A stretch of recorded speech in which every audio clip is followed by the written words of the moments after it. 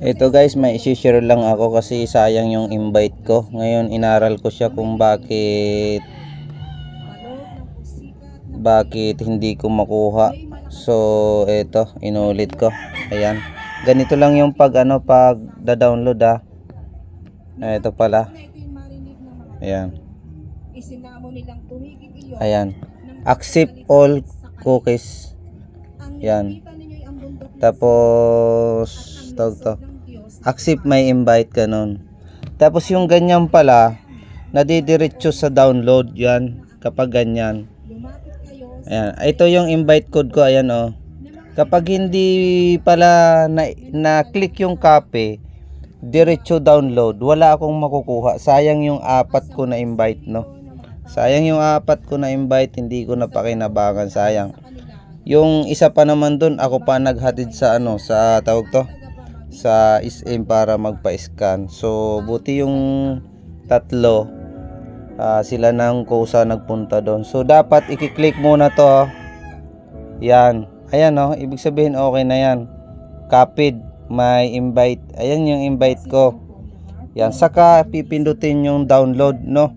Ginawan ko lang to ng content kasi syempre ang hirap naman, lalo kagaya ko na ako ang balak magbigay ng tawag to ng ayan oh, pinindot ko na yung download. Ako ang nagbibigay ng pamasahe or ako yung naghahatid sa motor. Kasi syempre naman kaysa ibiyahe ko ng Lalamove, ihatid ko na lang siya, sureball na ako sa 900 ko. Ayan, ganun lang guys, no. Bago kayo mag-proceed, dapat bago kayo mag-proceed sa download, kailangan siguraduhin na click nyo yung copy invite. Kasi kapag hindi na invite, wala, sayang yung pagod. Okay, ganun lang. Tsaka didiretso mo na yan, tsaka pipildapan.